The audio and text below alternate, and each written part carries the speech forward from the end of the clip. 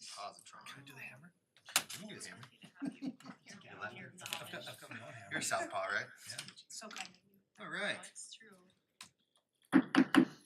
Good evening, everyone. I'll call to order the regular Board of Trustees meeting for June 25th, 2024. Will you please stand and join me in the Pledge of Allegiance? I pledge allegiance to the flag of the United States of America and to the republic for which it stands, one nation, under God, indivisible, with liberty and justice for all. Thank you. Clerk, will you call the roll, please? Mayor Karstad. Here. Trustee Hardy. Yes. Trustee Albrecht. Here. Trustee Wing. Here. Trustee Kurtz. Here. Mayor Pro Tem Murphy and Trustee Ayers will be absent this evening. Thank you, Clerk. Next on our agenda is citizen participation. This is a chance for anyone in the audience tonight to speak to something that is not on tonight's agenda. We have no one signed up. Is there anyone that wishes to speak that did not sign up? Okay. We can move on to our regular agenda tonight then. We'll start off with consent. Would trustees like anything removed from consent? I do not. All right. Otherwise, is there a motion to approve? So moved. All right. Is there a second? Trustee Kurtz has moved on the consent. Trustee Hardy has seconded. Clerk, can we have a roll call vote, please? Trustee Wing. Yes. Trustee Hardy. Yes. Trustee Albrecht. Yes. Trustee Kurtz. Yes. Mayor Karstad. Yes. Excellent. Next is a proclamation, special proclamation. We don't do very many of these, and this is very great that Mr. Haskins has brought this forward along and on behalf of a bunch of others that really appreciate Miss Sharon Durstein. So I'm going to go ahead and read this. This is a proclamation for Sharon Durstein Day. Whereas Sharon Durstein has been a member of the Berthoud community for the last 40 years or more, and whereas Sharon Durstein has been an active member of the Berthoud Chamber of Commerce for more than 20 years, managing first her own store on Mountain Avenue, named Sharon's, and then the Berthoud Habitat Restore, until her retirement in December of 2023. And whereas Sharon Durstein has actively helped the Berthoud Habitat for Humanity Board of Directors fulfill their dream of having a Berthoud Habitat Restore as a means of raising funds for the buildings of affordable homes in Berthoud. And whereas Sharon Durstein spearheaded the business concept for the Restore, helped select the store's first location, and worked on renovating the building to prepare it for its grand opening in July of 2005, all as a volunteer. And whereas Sharon Durstein, once hired, led her employees at the thrift store, later the Restore, and attracted donations with the help of social media and stories in a local newspaper, and organized the store for maximum exposure. And whereas Sharon Durstein has helped Berthoud Habitat raise thousands of dollars over the 20 years she served as the manager of the Berthoud Habitat Restore to help fund several of the homes now in existence at the Habitat subdivision on North 4th Street. And whereas Sharon Durstein served as an example to the business community, volunteers, and Berthoud Habitat homeowners, and others in the Berthoud community and beyond.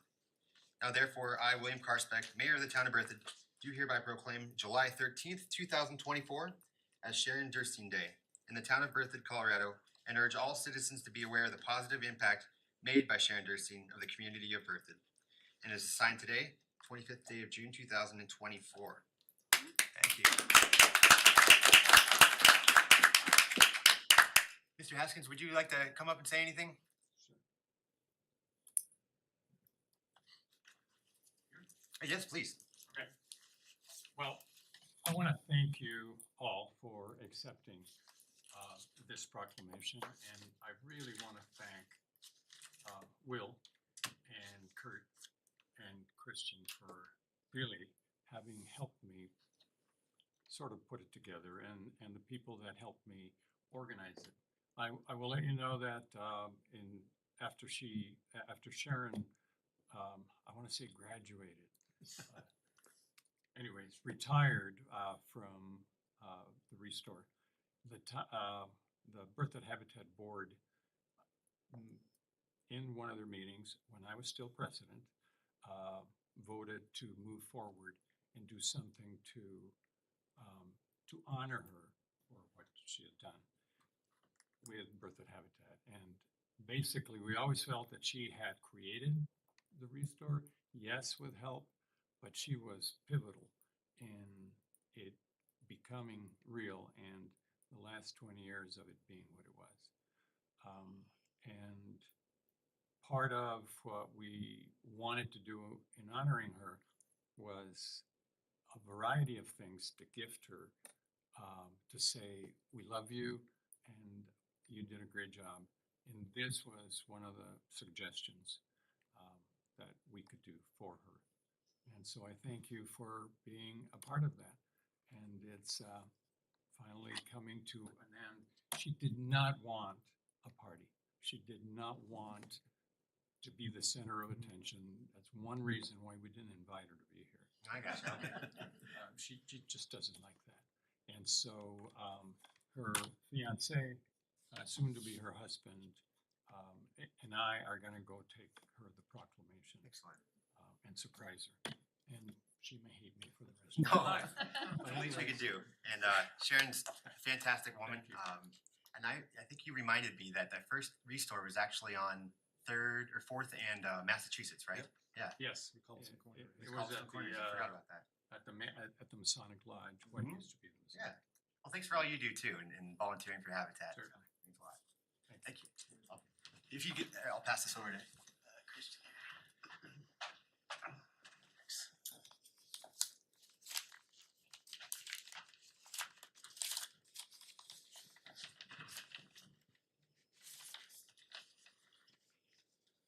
Okay.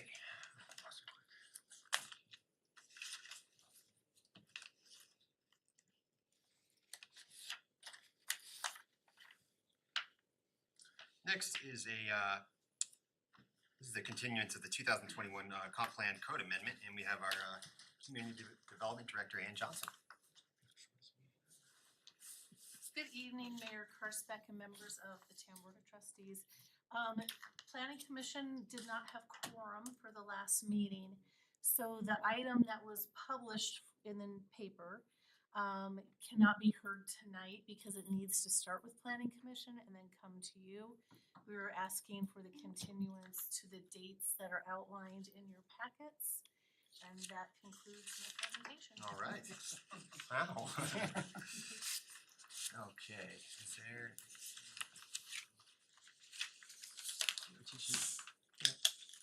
I move to approve the continuance request for introduction of ordinance 1342 on August 27th and a public hearing to be held on September 10th, 2024.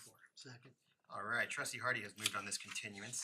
Trustee Wing has seconded. Is there any discussion on this? I have no comment. Okay. Clerk, we have roll call vote, please. Trustee Albrecht, Yes. trustee Wing, Yes. trustee Kurtz, Yes. trustee Hardy, Yes. Mayor Carson. Yes. Thank you.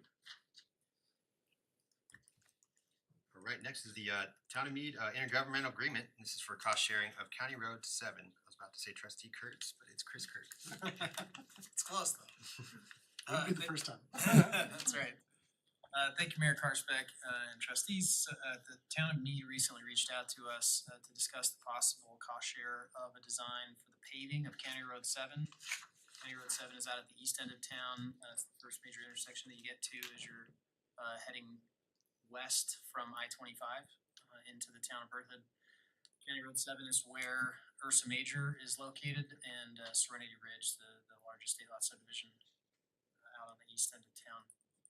South of Ball Aerospace Drive, which is the main entrance to Ursa Major, it's all dirt down to Mead. And we maintain half of it and Mead maintains half of it.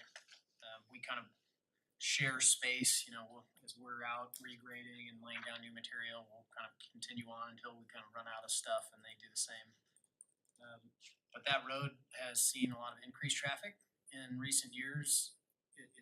It's both related to growth, but also to the construction on I-25, and it serves a bit as a reliever when there's construction or accidents and folks get off the freeway at 66 or other locations where they can kind of work their way out County Road 7 to Highway 56. So Mead has submitted a congressionally directed spending request to Congresswoman Caraveo's office, and I understand that they were selected to be moved forward to the Appropriations Committee.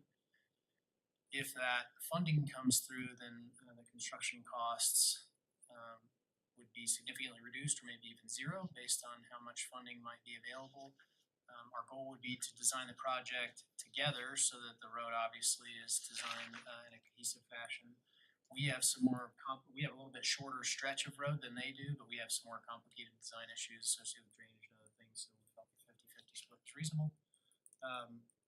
The total cost of the design, there was a proposal included in your packet with the memo from Wilson Engineering. Wilson Company has done some work for the town. They're currently working on Third in Massachusetts, so we're comfortable with them as a design firm.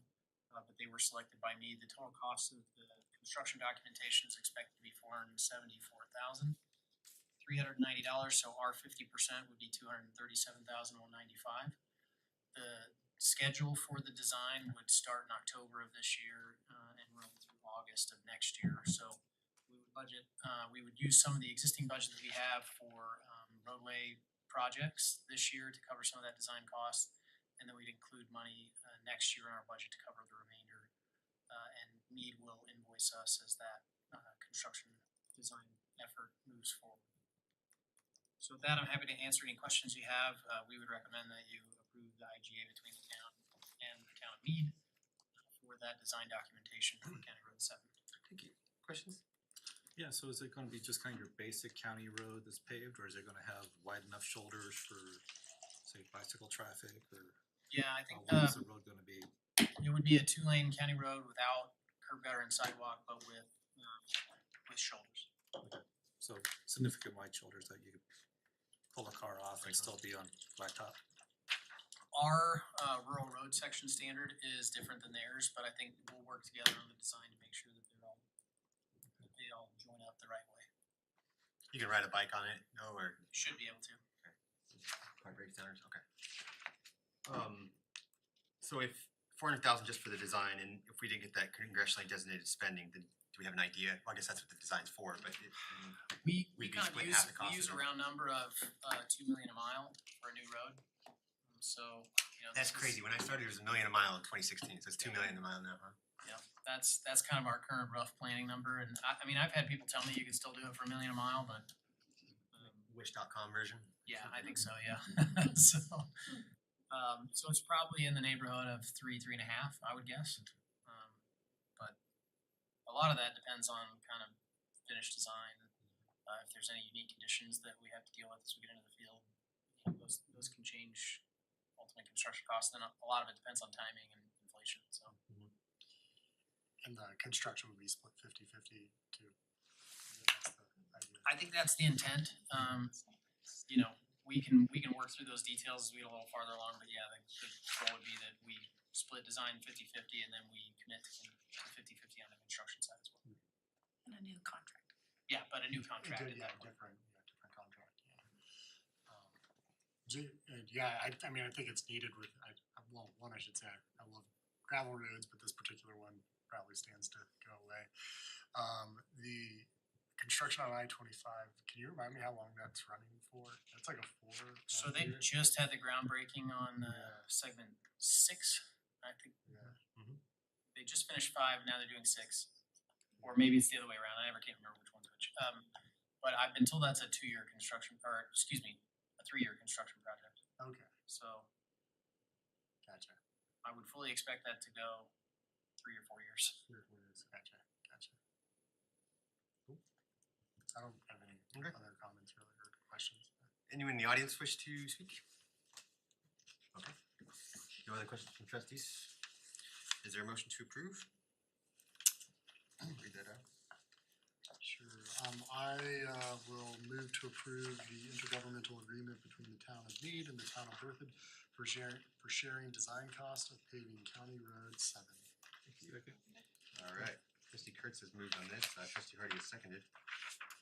Clerk, will roll call vote, please. Trustee Wing, Yes. trustee Hardy, Yes. trustee Albrecht, Yes. trustee Kurtz, Yes. Mayor Karspeck. Yes. Wow. This concludes our regular meeting, huh? No, we got planning Oh, yeah, we got commission. one more on the backside, sorry here. One more. Yep. All right, Mr. Clerk, it was trustee Albrecht and I, along with Director Johnson and Karen, I'm blanking out on the chair's last name. Anderson. Chair Anderson of the planning committee, interviewed one, I'm blanking on the applicant's name, it was David something. David Pond. Thank you, David Pond. I felt very comfortable with him. Trustee Albrecht, do you want to add anything? I thought it he was very well spoken. He also has a long background managing HOAs and Metro District properties. So I think he has a lot to add to the committee. Seems well versed in those things and desire to serve and understands the role. Yeah. Kind of the inner workings of the planning commission, so I think that could be helpful. So Trustee Albright and I were recommending Mr. Pond. And is there any questions around that? All right. Trust your judgment. Yeah, good. Trustee Albright, do you want to move on that? Sure. I will move to appoint David Pond to the planning commission for a term of 3 years. In a second. All right, Trustee Albrecht has moved on this appointment. Trustee Wing has seconded. Clerk, can we have a roll call vote, please? Trustee Kurtz, Yes. trustee Albrecht, Yes. trustee Wing, Yes. trustee Hardy, Yes. Mayor Karspeck. Yes. All right. That concludes the regular meeting. We will move on to reports, and we'll start out going right to left. So Trustee Wing? Yeah, a couple things. Went to the CML. I thought it was great, actually. Wonderful sessions put on, a lot of learning, networked, met a lot of people. Thought the facility was amazing, quite frankly. It was beautiful. The conference rooms were beautiful. Very professional. I thought it was well done. So, and the sessions were very diverse, so you could kind of pick up a little bit about a lot of things. So this next year we'll have to make sure I get into some of those luncheons. Yeah. And that was the other thing. I thought the speakers were very good, and this one speaker did, and most of them did something that was very interactive. So you sit at a table, you don't know anybody, and you do these interactive sessions, and when you're done, you really have a good feel for everybody, and you share a lot of stuff. So anyway, I thought that was really good. The other thing I had coffee this morning with David Stranathan, if I pronounce his name right. He's an architect in town. He's in that very nice building there. And one of the things we started talking about different things in the town, and we ended up taking a walk. And we were walking, and we looked at the church, and we looked at these other buildings, and we looked at the old town hall. And he really informed me of a lot of history. And then we're walking back, and I noticed a couple things. So when I was going for this office, I talked about branding and the branding of our town, right? And as I'm looking at Main Street, I'm seeing like BMO, right? Big company, lots of money, and their grass is all totally dead and weeds all around the building. And then I started looking at other buildings around that, and there's weeds everywhere, and there's things in disrepair, and the flags tore up. And then I kind of reflected on the branding of our town. And we have beautiful Victorian houses and beautiful neighborhoods, and people really taking care of their stuff, and then some that aren't, right? You can there's plywood on the whole outside of the house and weeds everywhere. And I just wonder, what can we do as board members, as a town, especially something like Main Street that's so visible to everybody, and it leaves an impression of our town. What can we do to help with things like that? And I'm sorry, I don't know the laws well enough to know, are they in violation of some of our standards in letting the disrepair happen? So it was just, again, it was an observation, and this gentleman and I were talking about that. And I thought it might be something to bring up this evening and see if there's, maybe I can be educated on, maybe I should already know on, are there some things we can do? I'll turn that over to you. We deal with that just like everybody else through code enforcement. It depends on the nature of the issues. Dead grass is not necessarily a code violation. We do have some, like I know our weeds and grass rule is 12 inches, which is not insignificant. Or if there's some kind of public health or safety issue that we could identify. We did adopt the International Property Maintenance Code. Was that 2 years ago? I believe so. And so we have some tools through that as well, but it really just depends on each issue, and it's always dealt with on a case by case basis. We have 2 neighborhood services officers now, so you may recall we budgeted for a second position, and we were able to hire a second neighborhood services or code enforcement officer, and so that'll free up our time to do a little bit more proactive code enforcement, which we've I would say that reactive code enforcement based on complaints and calls takes up a significant majority of our original code enforcement officers' time, so our hope is that we can get a little more proactive in identifying some of these issues and working with property owners to fix them. But that's a long way of saying we can only do what the code gives us the tools to do. And I think in most cases, it gives us the ability to deal with the most serious offenders, but not kind of just the marginal property maintenance folks. Yeah, I think the town's doing so many, I really do, so many wonderful things. I just happened to have gone up to Estes Park on Sunday. And it's such a destination, it's so beautiful, all the sidewalks now, on Main Street, everything they've done, they're just making it a world class, and, we're not, it's a different animal, I get that. But again, traffic. I made excuse me? You have to deal with all the traffic. Yeah, and I think they're doing a lot of that, Doing the but anyhow, I'm so proud of the town, and anything, if there's something I can do, if there's something we can do to help some of those, mitigate, some of those things, so thank you for the response. Yeah, appreciate that. I had one I appreciate you bringing that up, Trustee Wayne. We talked a little bit about the Downtown Development Authority. Right. If that were to be a go and actually be formed, would they have any sort of additional No, carrot and or stick for the stuff like Downtown that? Development Authority would not have any kind of land use or Okay. code Peer pressure. enforcement. Outside of like a But peer outside pressure? of peer pressure, yeah, absolutely. They could start a campaign called like Beautiful Birthday or Right. something like that, yeah. To be honest, peer pressure is usually the most effective way Yeah, to get some people to soft fix power that on stuff that, yeah. anyway, but Yeah. and unfortunately, I mean, and I don't wanna speak for Clerk Smore and his team, and if you don't know, Clerk Smore is responsible for our code enforcement division, so he oversees their work. But it's not uncommon for us to identify an issue, to work with the property owner to get it cleaned up, and then 2 months later to be having the same conversation again. It's not. I'd like to say that we work with property owners, things get fixed or cleaned up, and then we never have to deal with it again. But that's typically not the case. Two other things, in walking with that gentleman, he showed me where the old town hall was, and that the town kind of owns that block, and there's some empty space there, and there's a scale, and there's a building that used to do something, I don't know.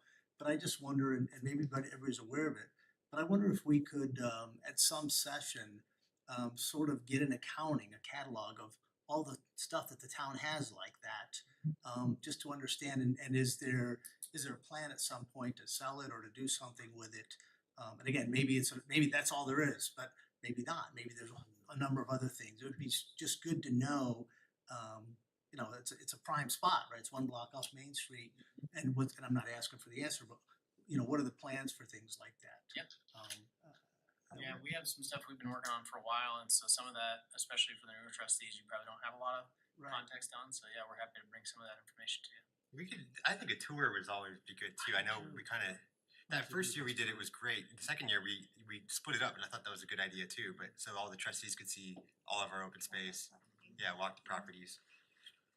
Yeah, Yeah. I think that would be We're very still looking for valuable, a retreat actually. location. We could- Well, so we are gonna do. I'll touch on that tonight. But part of our original goal of having two days or 2 nights for a retreat was to incorporate to find some time to do a tour.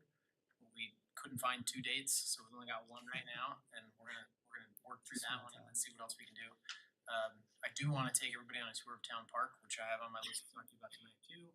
Maybe before the next board meeting, just like at 5 o'clock, and go over to Town Park before, just so you can kind of see it. It's coming together. Yeah, ridden my bike over Yeah. there. We have a lot of facilities that would be good for all of you to be able to see and to see the work that's been done there, even in just the last couple of years, like the water plant, the wastewater plant. We wouldn't take you to places that are publicly accessible, probably, unless you just had specific questions about ones, some of those spots. But we have a handful of properties that are not accessible, that you can't go into the building or you can't get onto the property. And it would be good for you all to see those again, for those that have seen them and for those that haven't, to be able to see and tour those. Yeah, that'd be great.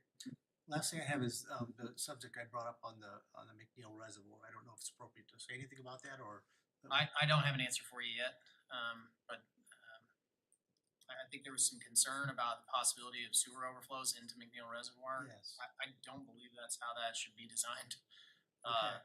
So So I think there's some things there that don't sound right to me, and maybe it's a Okay. misunderstanding by Is McNeil the one directly Both of these behind the TBC clubhouse? Yes, Yeah. and there's a peninsula, and so it actually wraps around the peninsula, and it Yeah. actually wraps around and it is within 15 yards from the lift station.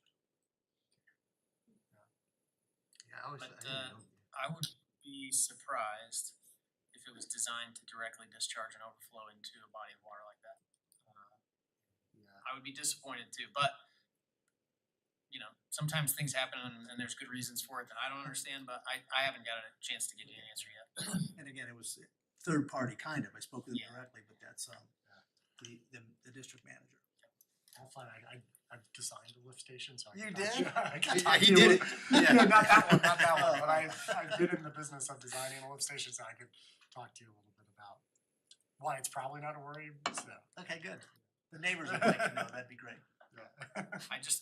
I think I know the answers, I just always hesitate to say, especially stuff that's technical or engineering related, cause Yeah. I sometimes I think I know what I'm talking about, I have no clue, so I just wanna get the answer straight from the horse's mouth, Sure. just haven't had a chance to do that yet. Thank you. Trustee Hardy? Yeah, basically, I just got what I wanted to report on from CML. It's good to have it right in your backyard. Although I do kind of miss it when it's out of town too. It's kind of nice to have that It's a mountain different view of experience. Breckenridge or Vale to go hang out in. But, no, it's just good to see all the different trustees and mayors and stuff from around the state and put faces and names again and kind of I don't know. It's just kind of our state's big, but it's not that big when you can like walk into a room and recognize someone from halfway across the state. So I think it's always kind of fun. I attended a few things. One was I'm just going to kind of do some bullet points on the few sessions I did. There was one on a housing project in Ignacio. It was kind of a repeat from last year, so I was a little disappointed with it, but they did have a few new things. But they basically talked about the DOLA grants, which we just signed, I think 2 weeks ago, something with DOLA. There's some great opportunity there for bringing in developers, or at least using some of that money to help lower costs of doing affordable housing, because almost 85% of the funding that they have goes unused, which is kind of sad. Probably because I don't know if it's just because people don't want to take the time to fill out the paperwork or have the knowledge to fill it out, or they just don't know about them. I don't know. But I'm hoping with our new signing thing that we stay on top of that. So there's stimulus funds, grants. Some of the things they talked about was land banking, using grants, money, and more grants. Layer funding. So basically they kept promoting that it's the town that needs to lead the development that we want. We can't rely on the developers to bring us the developer we want. We as a town and town board need to take that leadership role in kind of driving what we wanna see in development through our development process. So I'd like to see us more work on that. Maybe we can discuss that some more in our retreat on how we could maybe make that a touch tone point, make it a little bit more of a priority and how we can do that. And they give a few ideas of, besides just doing deed restricted properties or anything like that, but just having some town involvement and kind of being the, through the housing authority or something like that, doing more proactive work rather than just waiting for it. Gap funding through DOLA, that sort of thing. But the land banking was definitely something of interesting. It's a bill 1271 that's coming through, and they kept bringing up Prop 123 as well, quite a bit. Another one I went to is on preserving our heritage, preservation versus designation. This is something good that I'll be bringing to the Historic Preservation Board, because I think we're doing more acts of designations in our group there rather than actual preservation. So it kind of made me more motivated to maybe talk to the group about looking more at preservation projects as well, and kind of utilizing our group name a little bit more as being more preservationist and not just like, hey, this house is important, but kind of working more on that. They said to identify your top, properties and make that be your punch list of going down. We're aware that the State Historical Fund has anywhere from $1 to $250,000 available. Those applications have to be in April 1st or October 1st. We've got one person on our group that's really good and well versed in all that. So I'm pretty good with that, that we're gonna be covering ourselves with that. Another one I went to was youth in government. I brought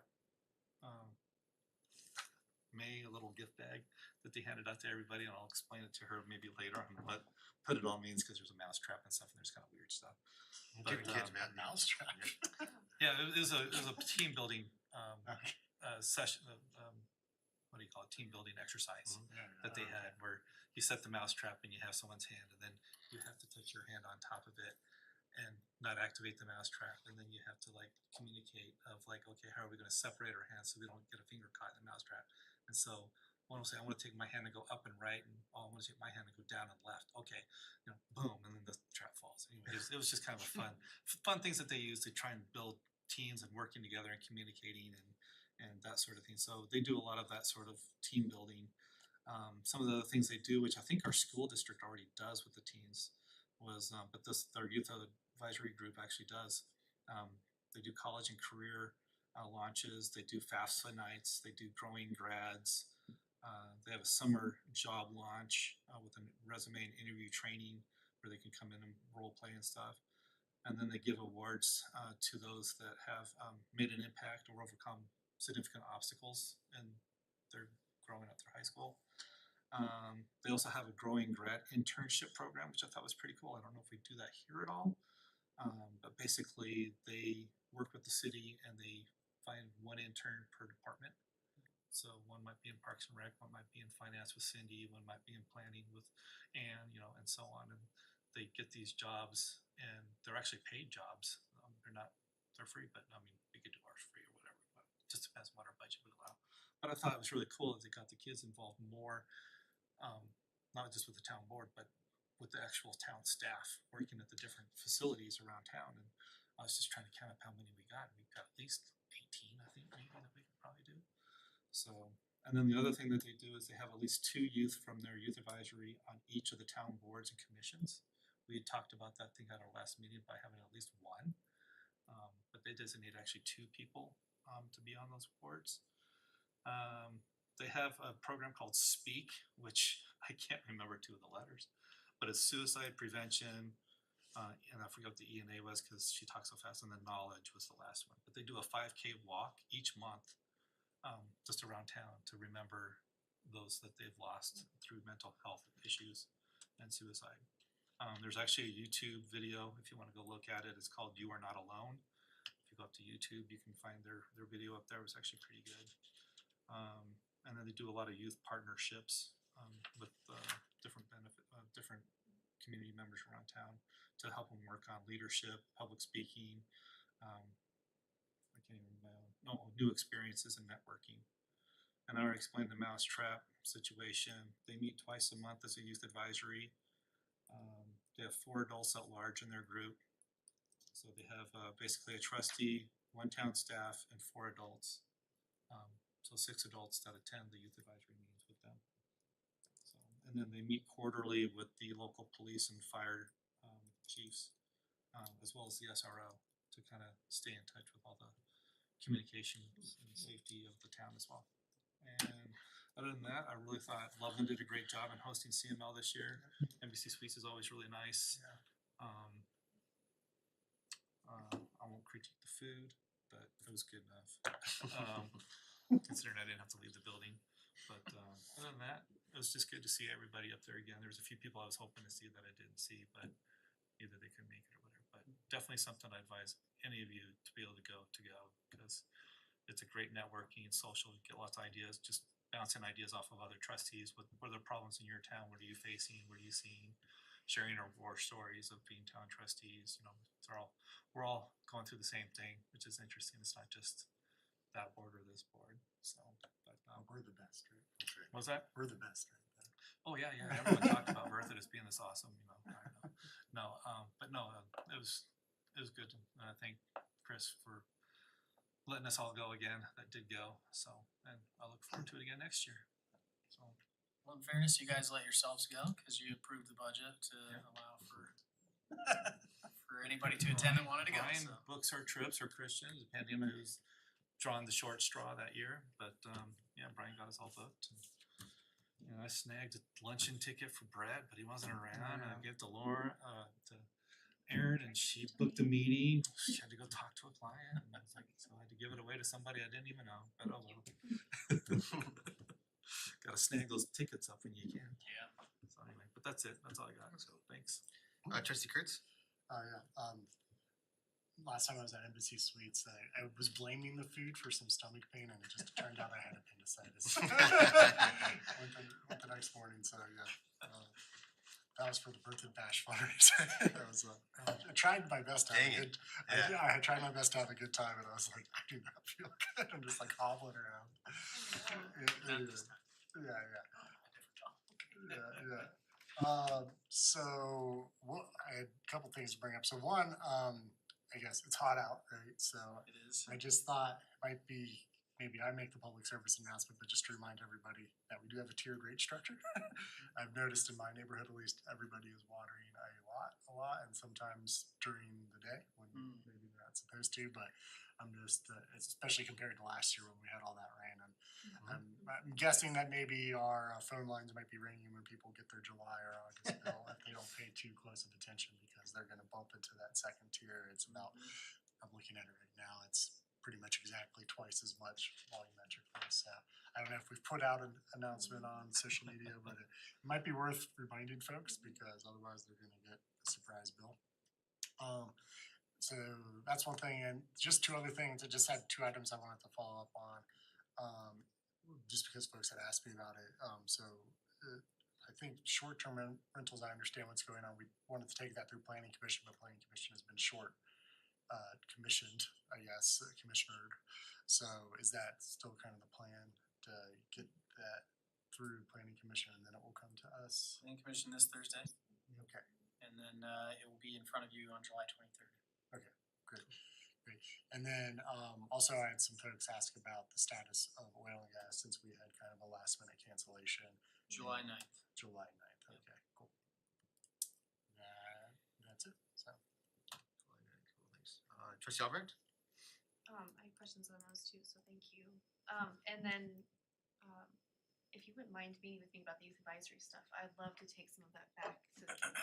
Yeah. Especially the team building, I feel like as they have kids come in and out, it'd be nice for them to have exercises like that too. And then, something that I've been looking for a long time now is some type of, deputizing our youth with safety in our town, finding a way to go through the different departments in the city, first responders, and maybe even just anti-bullying with the schools and things like that, finding a way to deputize our kids to be ambassadors in the community for safety and awareness. So some of the things that you learned about might be really helpful. So if you wanna put our heads together and come up with some ideas, I think that could be. When's the next meeting? I don't remember actually. We just Send me had a one, text in the next meeting, I'll come to that and we can, so a couple weeks from now, but I'll let you know what it is. Okay. Yeah, we just had maybe we one. can meet before then too. But yeah, so we did meet this last week, and these kids are awesome. They're trying to do everything they can over the summer busy months for their families to still be at the birth market and BRADs for the youth night. One of the things that I had chatted with a little bit with the chair is she wanted to just see if there was still interest from the board on scholarship opportunities for the chair of the board, or for participating. And so I wanted to let her know that I'd bring it back to you guys to discuss and to think about. But just seeing how much work she does to orchestrate all of the kids in this program, and she's a kid herself, I think to give her some type of benefit or to say thank you, I think would be worth it, and as well as the resume building opportunity for her. But she was saying, well, you don't have to do much, but just something that, you know, to encourage the next person to fill her spot, to take it, because right now they're short on attendees as well and participants. So it would be nice if we could find a way to have a scholarship. So keep that in mind. I wanted to check on timing. I was thinking about branding of the town as well, Brett, and I noticed that we still haven't updated the signs on the entrances. Did we have a time frame on that? I couldn't remember. We're having some CDOT permitting challenges. Oh, okay. Any idea if we're gonna be able to fix those challenges, or? They will be fixed. Okay. And yes, so Jeremy, our deputy town administrator, is kind of taking over the lead on that to get that through. Even I'm though we hopeful already that have will be soon. signs there. Just get some graffiti artists to go out there and paint the existing signs.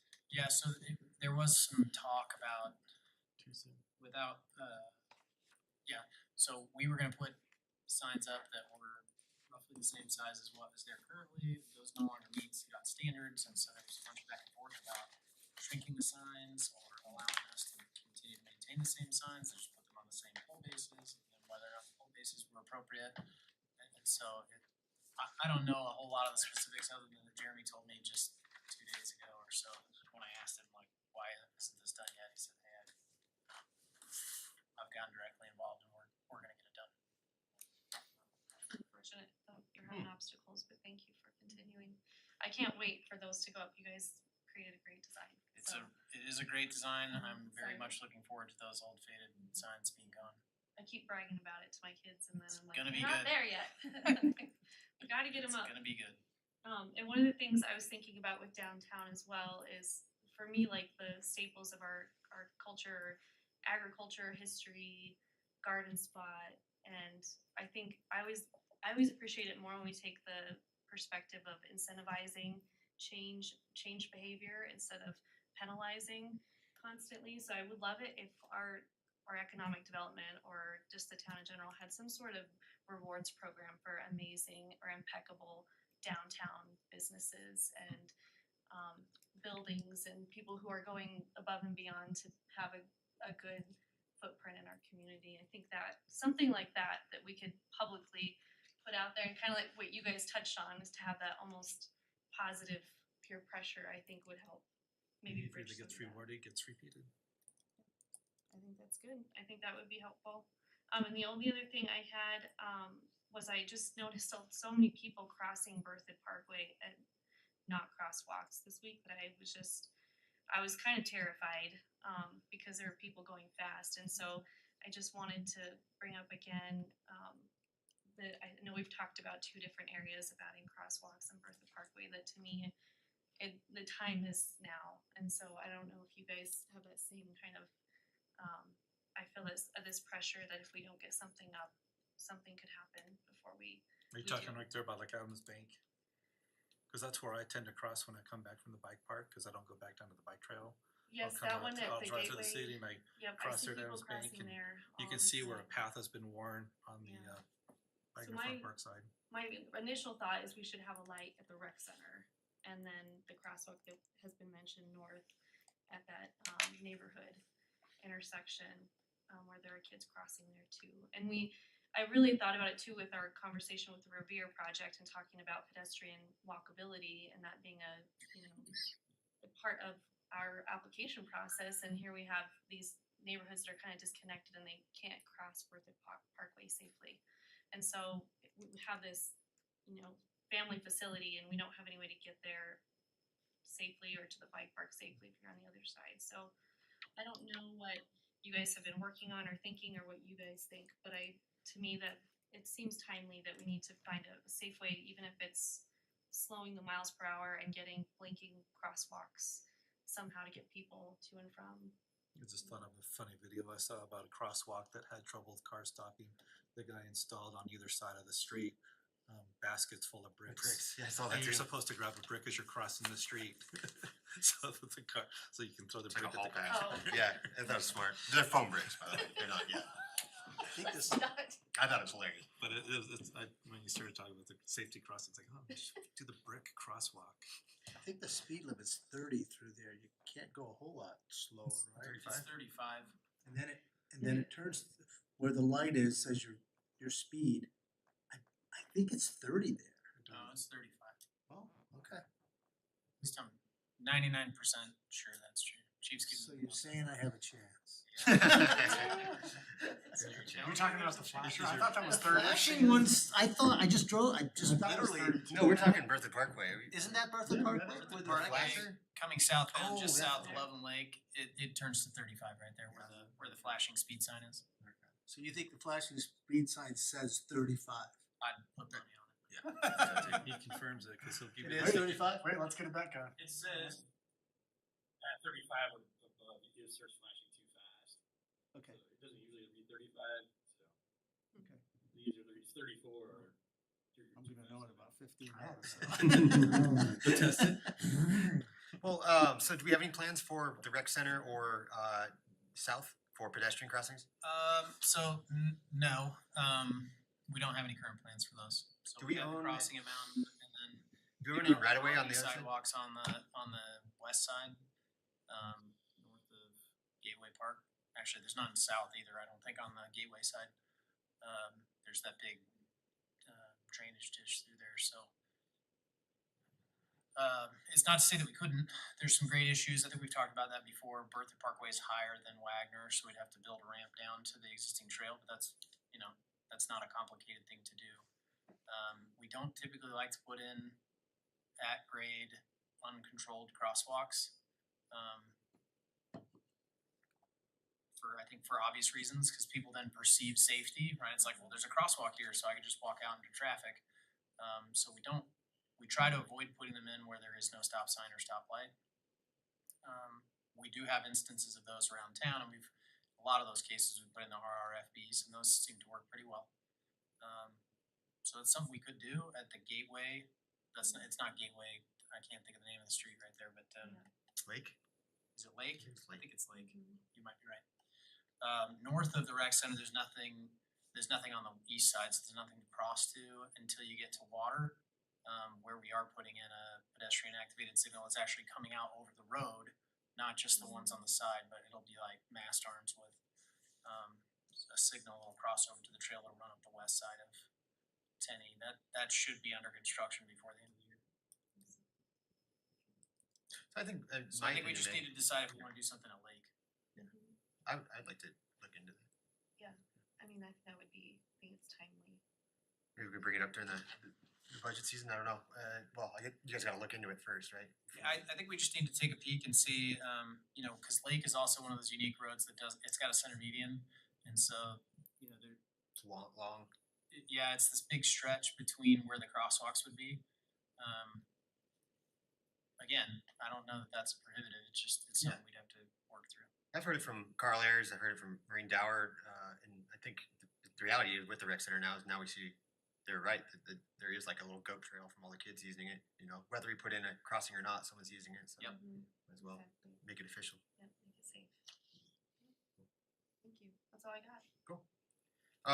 So related to do we know about the mountain pedestrian crossing here the one by A&WY that was taken down by CDOT? Or? It wasn't, it was run over. Oh, dang. Didn't work, huh? At least I think that's what, it was broke off as far as I know. I don't know. Yeah, it was run over, chief says yes. Yikes. Wow. So, we are trying to coordinate with CDOT to get it reinstalled. Okay, cool. And then there was plans by Subway too. Didn't we have plans for that one? To install an RRFB there. That is one of the locations, we identified like 5 locations around town where we could add RRFBs, and that was one of them. That was lower on the totem pole just because now that the skate park's not there anymore. Oh, sorry, you said Subway. Yeah. I was thinking that by the skate park, we talked about. Either way, I just thought we had plans for others on Mountain that something like Sean got into the budget, but I didn't know if we did. We added a line item to install RFBs, but we didn't identify those locations Okay. in the budget, but we did talk about some of the locations, but I was thinking Second Street by the skate park. I think that's a good one And too. now that that skate park is almost never used, it doesn't get quite as much crossing traffic, but there are still folks that walk across there all the time. Yeah, for the restore too. That's What's true. that acronym you're using? Oh, sorry, Rapid Rectangular Flashing Beacon, it's RRFB. The blinky lights. That is the blinky lights as they've been appropriately called. The BLs. So it's a button activated flashing yellow light to, alert cars to the fact that a pedestrian's entering the crosswalk. Those can be a challenge too, cause I'm sure you guys see it, I see it every day during the school year. Cause the one in front of Hayes, the kids push the button and then they just walk. They don't wait to see if the cars are stopping, it's like once the light goes on, they're like an invisible barrier and it scares the bejesus out of me, but thankfully we have not had an issue there, but sometimes they create this perception of safety that doesn't exist, but they also are very effective in alerting drivers to the fact that there's a pedestrian, so. Cool. I'm Thanks for sure that. they're a significant net positive, but Yeah, well, it was scary before them too. I mean, that's just a I'm scary sure it was way Right. worse Yeah. before, yeah. Either way, but okay, thanks. Yeah, went to CML as well. Tim brought up the preserving our heritage. I really appreciated that one too because it made me think of the Foursquare Church and working on that again. And I know you've done several bouts of trying to get funding and help for that. But the History Colorado lady that apparently has already been here offered to meet with towns and stuff about looking into local things that we could preserve. So I thought it'd be a good opportunity to bring her back. She has to come once a year in order for us to be a certified licensed Oh, government. all right. So she comes at least once a year to make sure that our group is doing our things that we're supposed to do. All right. Your group being the historic. Historic preservation. Can I, one comment on that, Yeah. if you don't mind? Again, walking around today, there were so many plaques on so many buildings. I thought that was awesome. I mean, you Yeah. can walk around and get a flavor for history and all of a sudden these same names start showing up and you're kind of going, who's this Turner person, or is there a Bell also? Yeah. There's a Live here bell. long Yeah. enough, like Will and I Yeah, probably but actually knew him. they did a really nice job. I lived in the Bell House, by the way. Same here. Yeah. Yeah. Well, do you know when she's coming by chance? And when was the last time she was here? Cause it'd be another, you were at that meeting, I think, when she came to certify us the last time. Was that I you? was not at that meeting. It wasn't that long ago, it seems like. It was, that was, I think, in April, Oh, Was it? okay. Yeah. Okay. April or Well, just May. something to think about. Especially if they have money coming with them, $250,000. Some municipality worked out some kind of thing that was over a million. She'll come up on request. Yeah, I think we should. That'd be cool. Well, It'd be fun to have her talk to us here at the board. definitely. Okay. Also, yeah, I thought CML did a great job as well. It's a little different. I agree with you, Tim. It's kind of nice being away too, but it was also very convenient being close. We had my worst 5K time at the CML. The most mind trip of a run of 3 trips around that whole. There's just 3 laps around that massive hotel, and I was exhausted. Anyway, neither here nor there. You got dizzy, that's why you I had a good did. time. I don't know. I'm trying to justify how bad I did. Met with the senior ladies 2 weeks ago. They had 27 attendees, and they talked a little bit. Had some questions about the park survey, and then the majority was just about why are we kind of funding some of these things when a community center or a senior center is such a priority amongst the seniors. I tried to defend that we do have programs through the rec center and stuff, but I think they have valid points too. Ultimately, I just thought I'd ask you guys if it'd be okay if we had them come to a meeting and just speak. I didn't know. Honestly, I was kind of punting too because I didn't know where else to go. So, but I think it'd be good if we could all just hear Nancy out or a speaker. No, they're always welcome to come. Yeah. Every Okay. meeting for Well, public no, I comments. mean like an agenda item. But, yeah. Is that cool? Like an informational kind of. Yeah. Yeah, yeah. I have no issue. It would be like, yeah, a no action type of agenda item, but that way they can present, because they gave me a packet of all what other communities did. And I reminded them that, one, Longmont is 10 times our size, so they could do 2 centers. And 2, that they did have a center. It was just the library or the fire department had to kick them out because they had to expand.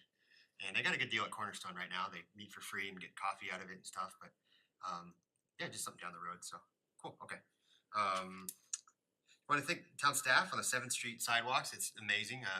The neighbors I've talked to are very happy. I'm trying to work on my pavers here at the same time.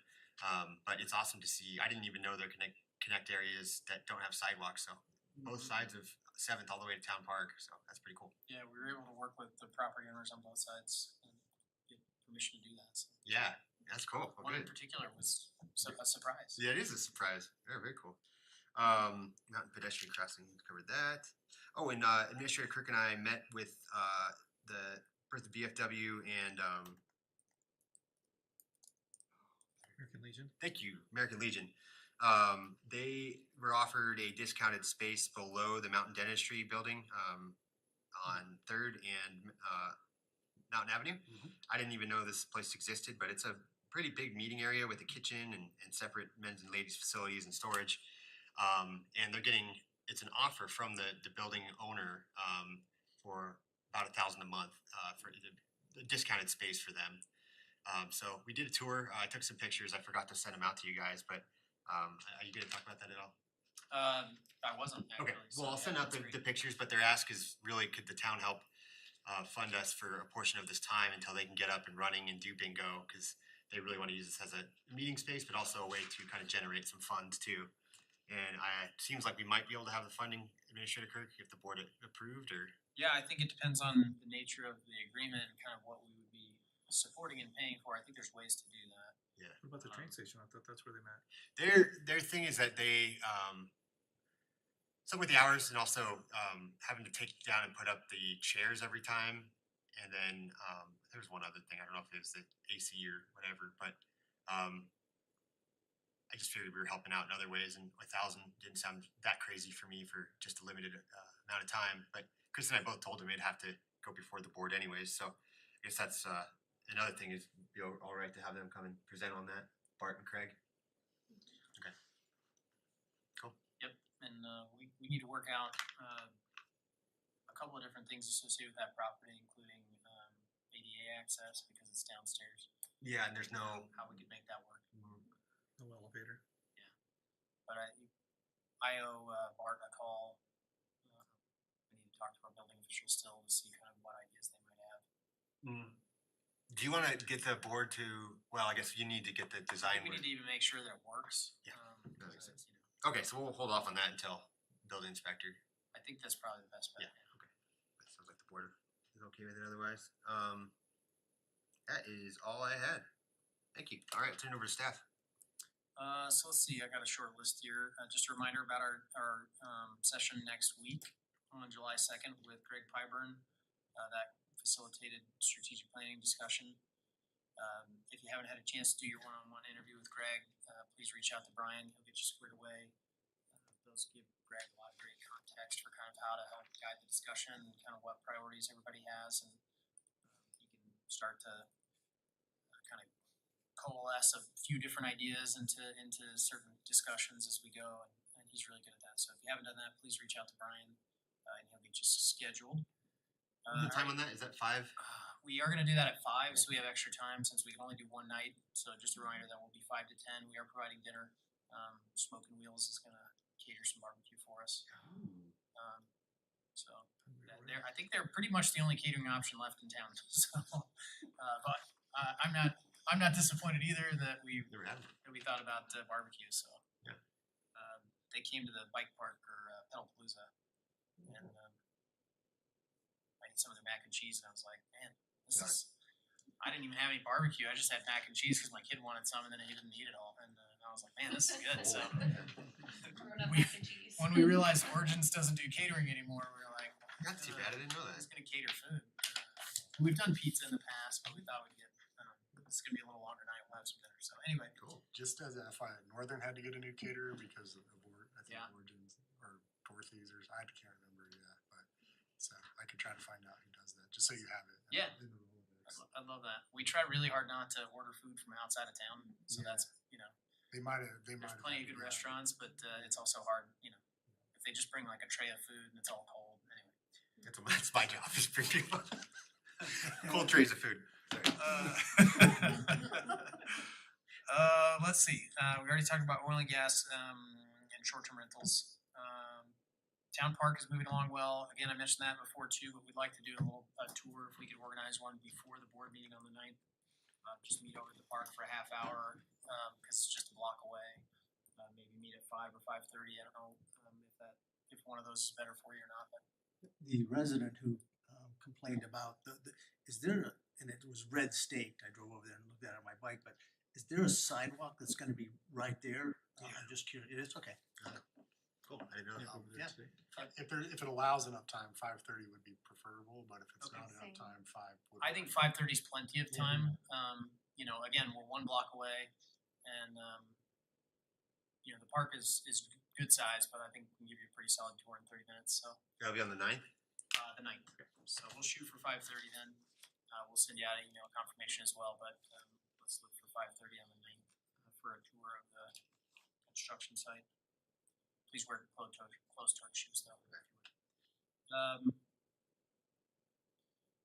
We received a draft report from The Economist that we're doing the kind of economic impact analysis on the Front Range passenger rail. So we're hoping to schedule them for a presentation to you on the 9th. They did a nice job of kind of looking at it both quantitatively and qualitatively. They did a lot of interviews with other communities that have rail stations, and then they obviously did a pretty significant review of the literature associated with economic impacts of rail stations. And so that the data is probably not as, I think you would expect there to be a lot more clear picture in the data about positive or negative impacts. And I think it's pretty spread across the board based on my review of the draft. But anyway, it'd be really interesting for them to come and share Yeah, cool. that information with you. Let's That'd be see. We're also, Ken Matthews and I talked yesterday about a kind of a comprehensive utility projects update for the board, either at the end of July or the beginning of August. So just an update on the easement and right-of-way acquisitions that we're trying to get for the sewer project and the design efforts. We should have a design build contract hopefully put together at the same time for some of the next big treatment plant improvements. So anyway, the goal would be to bring that to you at the end of July or early August, just so that you're aware that that is coming. The I-25 roundabouts are almost done.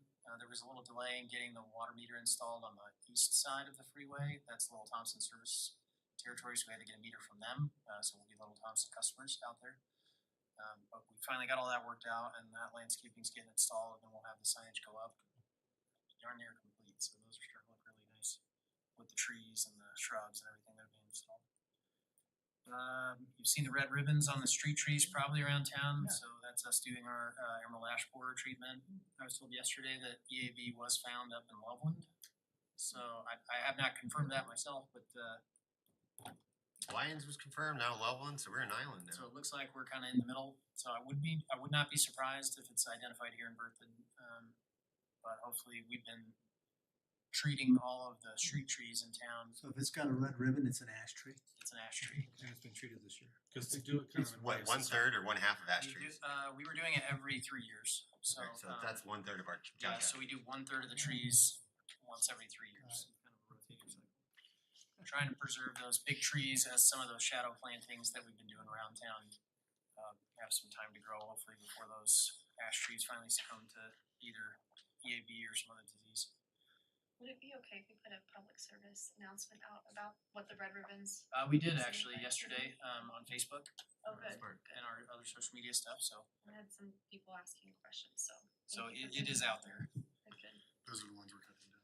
Yes. Yeah, no, that was, I think that's the fear people have that initial reaction of like, oh no. Yeah, it's like Fern Gully all It's over. everywhere. It's right. Red X. That's a good That was movie. a big spray painted X then. That's true. Red is a scary color sometimes. But it does stand out nice, so everybody gets to see it. Mosquito abatement is underway, so we've been doing larviciding for a few weeks now, and all the standing water that we can find through our contract with BDCI. We'll be sending out weekly emails with test results, so just be on the lookout for those. Send those out if you have questions. And the county and the CDC added traps to town in different places around town this year at their cost. Nice. But with the goal of stabilizing our vector index number. Last year, I think what we all saw were some really significant spikes in VI, and it was driven by one trap. And because we don't have the same number of traps as the larger communities, we think that average is obviously swayed by small impacts on the data. So having more data should hopefully stabilize those numbers, so we don't see those kind of swings like we have the last couple of years. They just volunteered to do that, or? They did. They Nice. called and said, hey, we know that there's a lot of, that having a limited number of traps in Berthoud has created some challenges, and we think that there's an opportunity to correct some of that, and we'd like to at our cost put some traps out there and gather additional data this year. And we said, yeah, go nuts. That's great. So that's nice. And then, let's see. Tell them when to get some sleep this summer.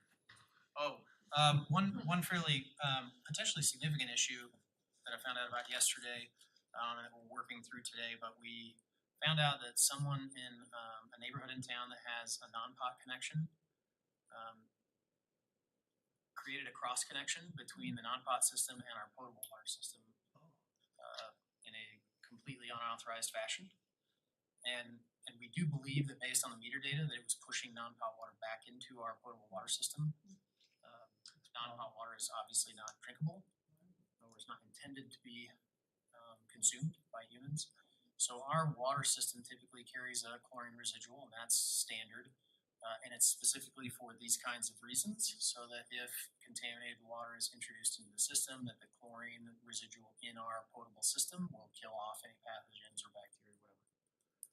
So we're going through all the testing procedures, the protocols with the state. We will likely have to send out notices, potentially to every customer in town.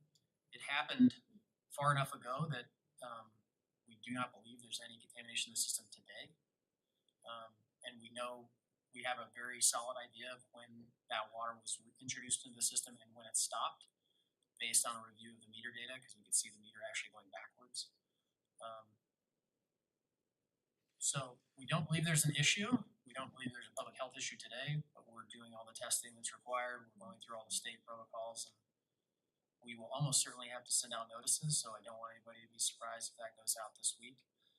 We don't expect there to be a boil order or anything like that, but we have to wait until we get all our lab results back to make sure that there's not a contamination in the system. So. A couple questions on that. So is it a big deal that people who are supposed to be on non-potable for the yard aren't? And you can tell they're not because they're watering outside of the times that the non-potable is scheduled. Is that truly a violation? So there's two components to that question. The first is yes, it is a violation just purely from the stance that those homes that have non-pot systems did not pay for water from the non-pot or from the potable system. So they are not supposed to be watered. Wouldn't that show up in their water Your meter? tap fee. It will.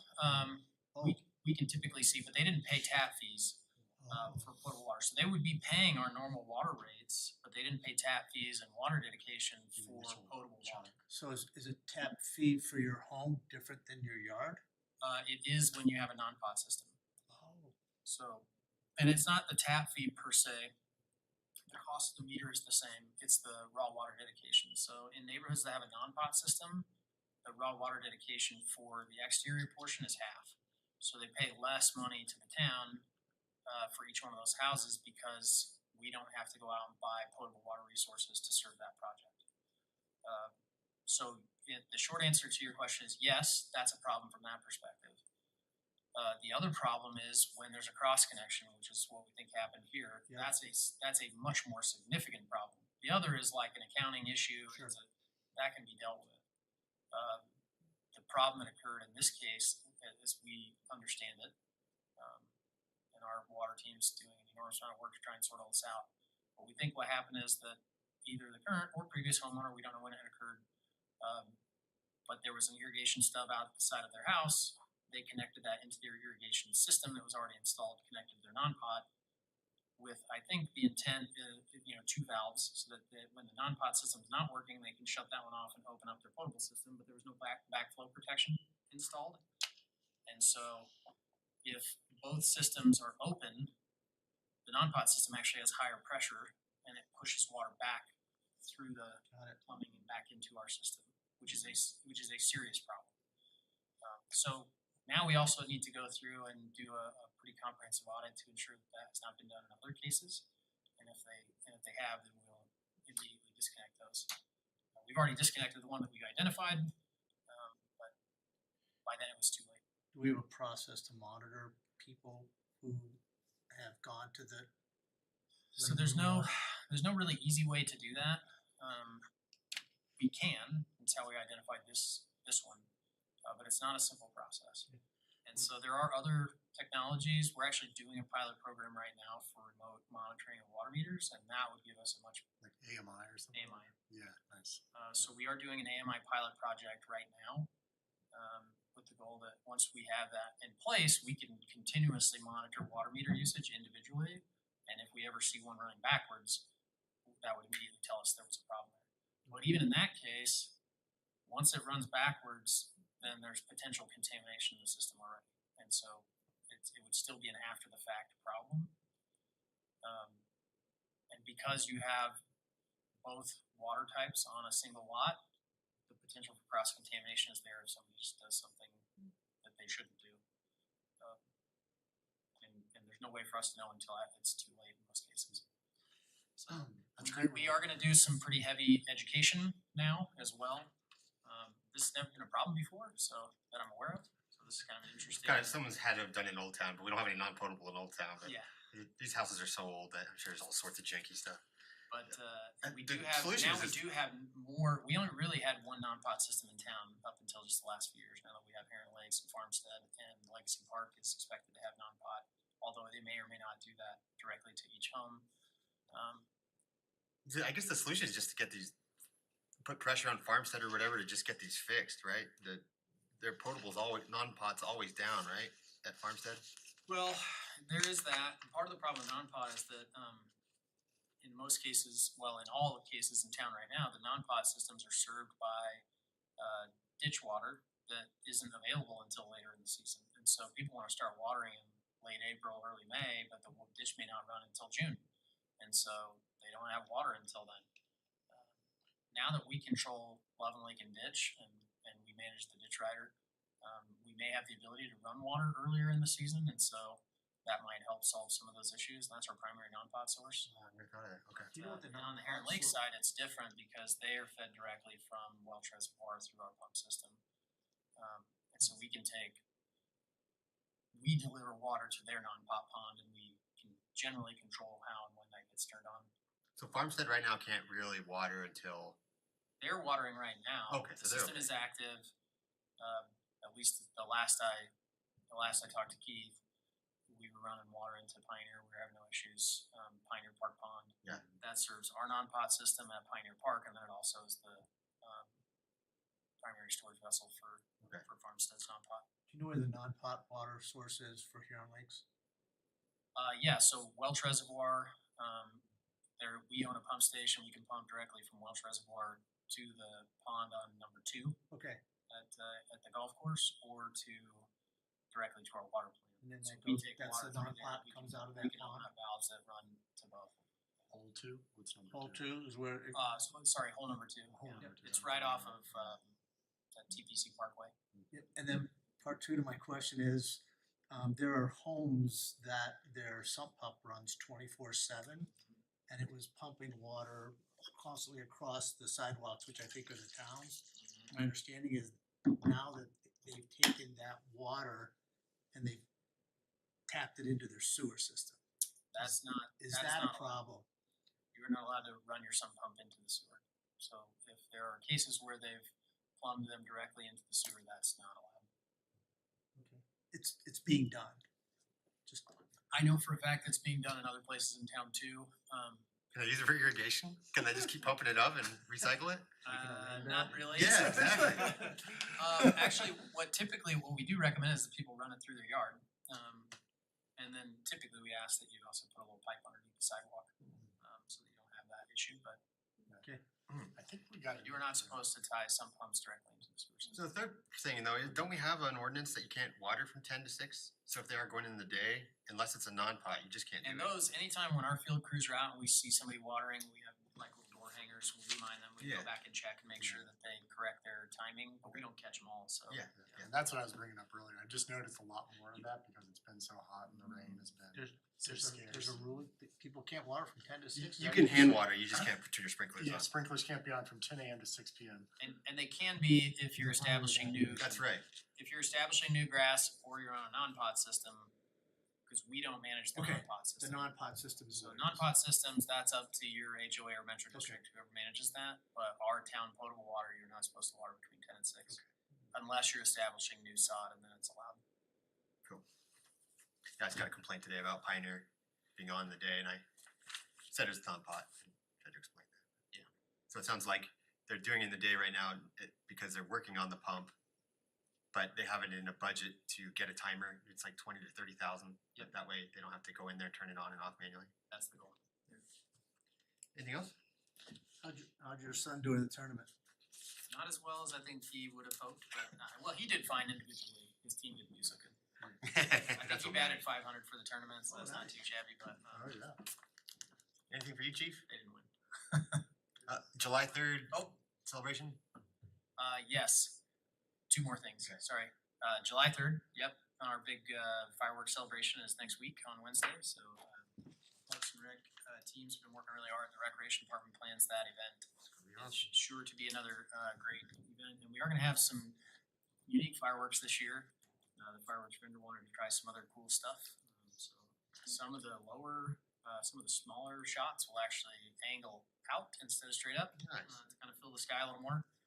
And then we will have some ground fountains that'll go like 100 feet in the air, I think. So so there's some unique, cool stuff I think planned this year, and yeah, July 3rd is gonna be awesome. And then thank you, Clerk Smore, for reminding me. You reminded me this morning and put a sticky note on my desk, and I still almost forgot. An interview committee needs to be established for port committee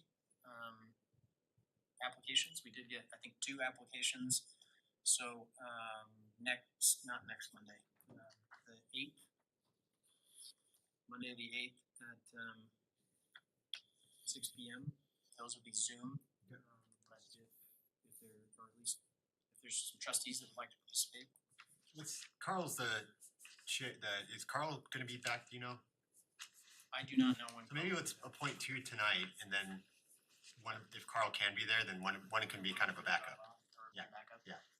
Does that work? Yeah. Okay. Do you have 2 that wanna interview or can interview that night? I can, but if Carl wants to take my place, that would be Yeah. better, but yeah. Okay, great. Yeah, but I can plan on it and come on if Carl's available. How many applicants do we have, do you know? Clerk? 2 applicants. Okay, it should be pretty brief. They're like 15 minutes apiece and a debrief. Anyone else? Otherwise I can do it. Alright, time me up. And if Carl can do it, then. Somebody emailed me about that. Make sure you're reminded. Yeah. Yes, I'll send out If you're like me, you still may not remember, but Alright, thank you everyone. We'll go ahead and adjourn the meeting. I'll be getting back from a camping trip late that Sunday, so I'm gonna like come into Monday hot and like Yeah. forget about It'll be it. first time in history. That's why. That's 45 minutes report today. I know. Talking about that Bengali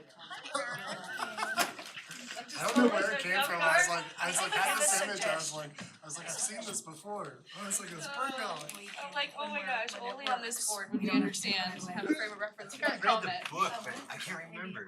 Oh, you didn't watch the, it is an old time. It's a kind of an old movie. Does it have a sad ending? Tuesdays and stuff. Uh, Does the dog die?